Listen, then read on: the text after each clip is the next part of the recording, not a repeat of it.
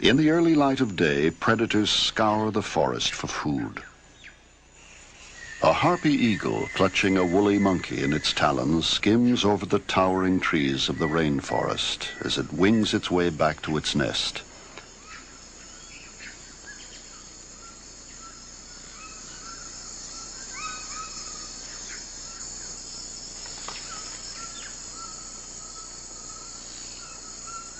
The harpy is a competitor of the HUAORANI for birds and monkeys.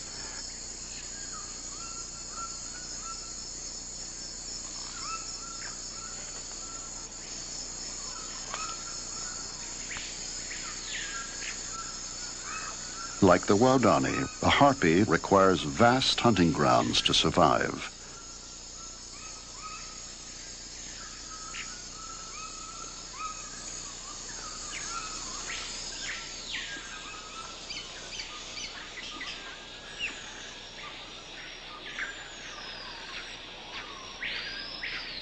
The lush and humid upper layer of the snake-infested rainforest is the bountiful hunting ground of the HUAORANI.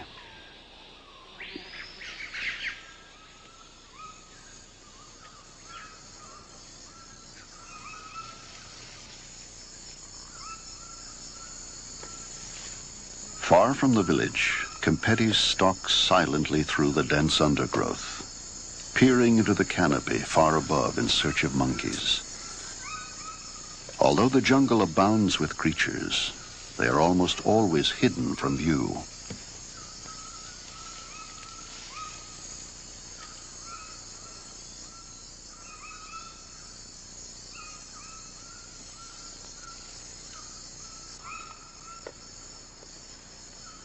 An emerald tree boa lurks ominously overhead.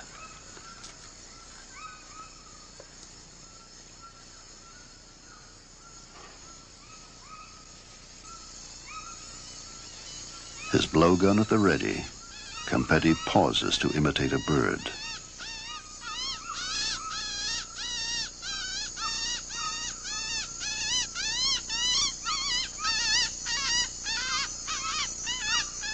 Because the araceli is busily feeding on berries, Kempedi is unable to lure it close enough for a shot. So he moves on silently, deeper into the jungle.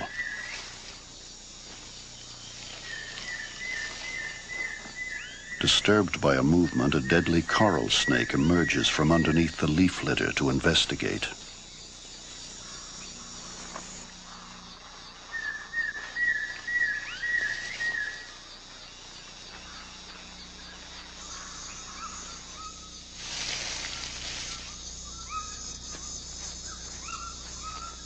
As Kempedi proceeds deeper into the forest, he stops intermittently to call in howler monkeys.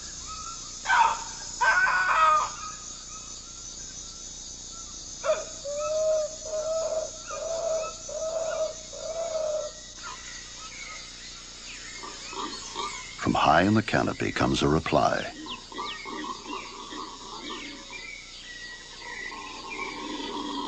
On today's hunt, Kempedi's 7-year-old grandson Awa has come along to help.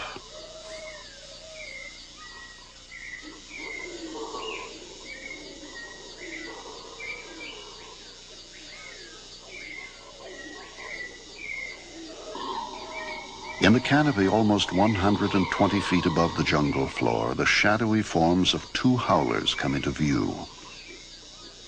Kempedi prepares a poisoned dart and notches it with the razor-sharp teeth of a piranha jaw. If the monkey tries to pull out the dart, the poison tip will break off, remaining in the wound to do its deadly work. Kempedi must act quickly or the monkey will flee.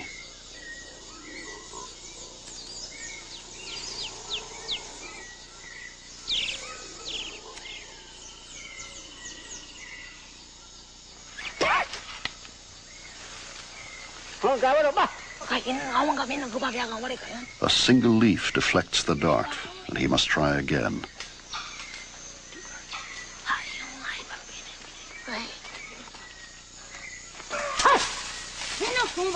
A hit, but 1 dart is not enough for a 20-pound howler.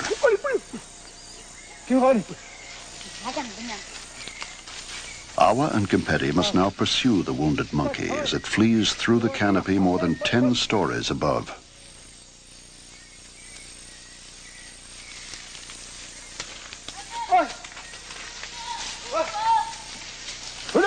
The pursuit will take them over a distance of several miles, and in the ensuing 3-hour chase, Kempedi will expend almost 30 darts.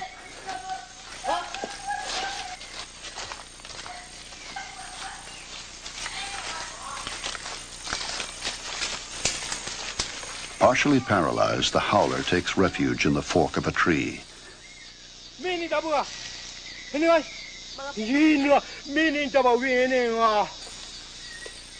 In this crucial phase of the hunt, Awa learns to provide essential help.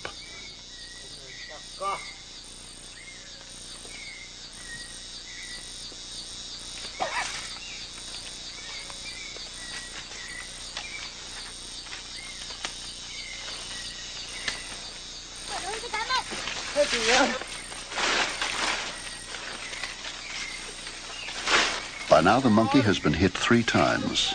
It is beginning to slow down and is easier to follow.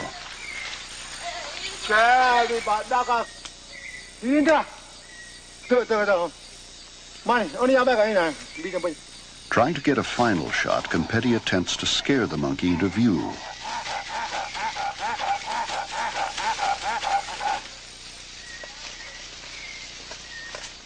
Shot!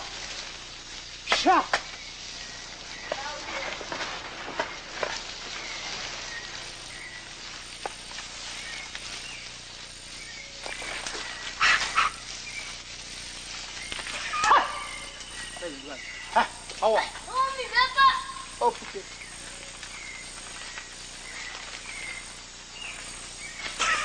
Two more shots and a final hit.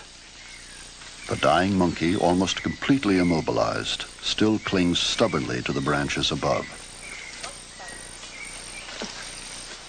Kempedi, almost 60 years old, must now climb 100 feet into the canopy to retrieve his dying prey.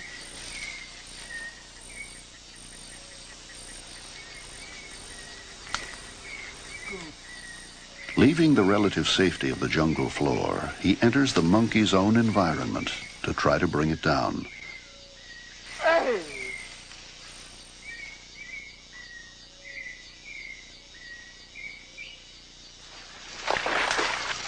The howler, by now unconscious, is wedged between 2 branches, and Kempedi must precariously cross over to its refuge to dislodge it.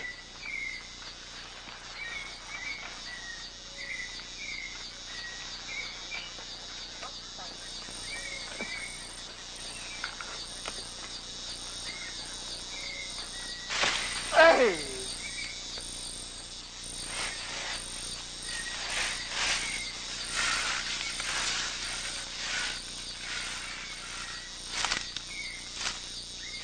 On today's hunt, Kempedi has had to climb 11 trees, each over 100 feet tall, all for just one 20-pound monkey.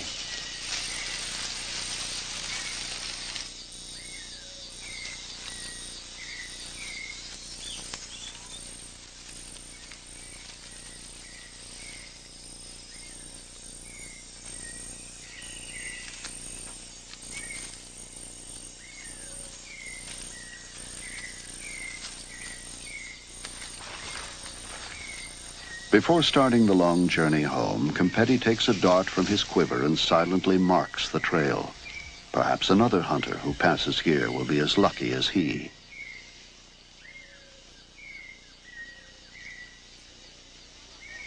Kempedi, wearily returning home with his meager reward, tells Awa that the monkeys are getting scarce. We had to go too far today. Perhaps it is time to move on to a new place. To Tuitumi.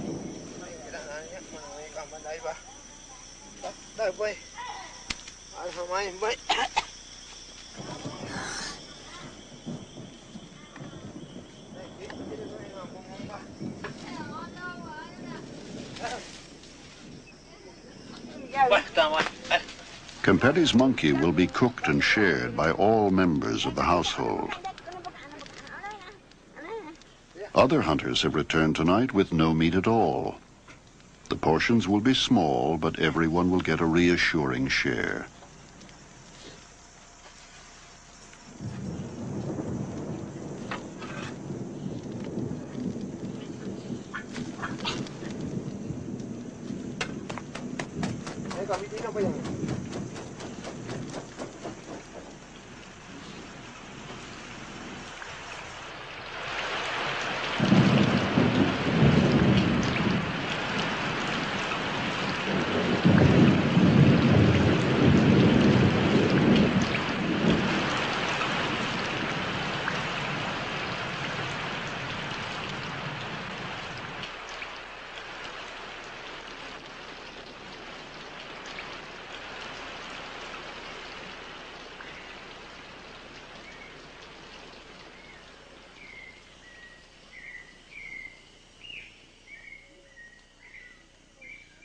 The game is becoming scarce, and the soil of the village gardens has been flooded by torrential rains. It is time to gather in the final harvest and to leave, to seek the abundance of the forest elsewhere.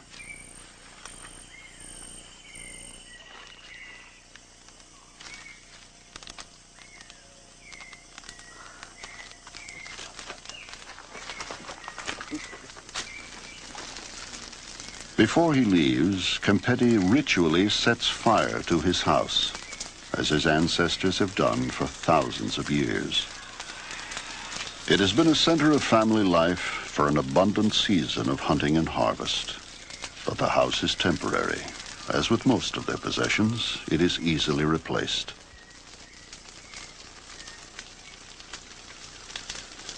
Kempeti's family have already begun their journey to Duitumi, where they will build anew.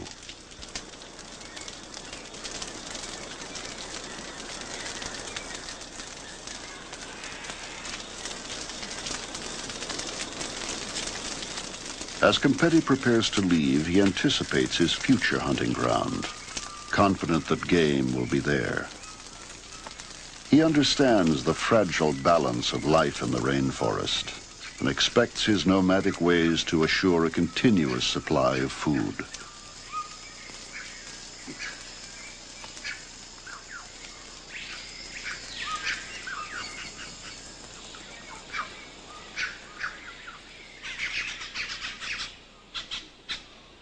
The rainforest is the HUAORANI's home, upon which their very lives depend.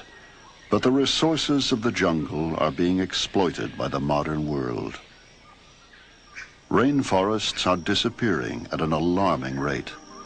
By the time Kempeti's family completes the day's journey to their new jungle home, some 10,000 acres of Amazon rainforest will have been destroyed. As the towering giants fall, the game will disappear, and Kempeti's world will be in peril. Unless we can reverse this destruction, the traditional HUAORANI way of life will be extinguished forever, and the rainforests will echo with silence.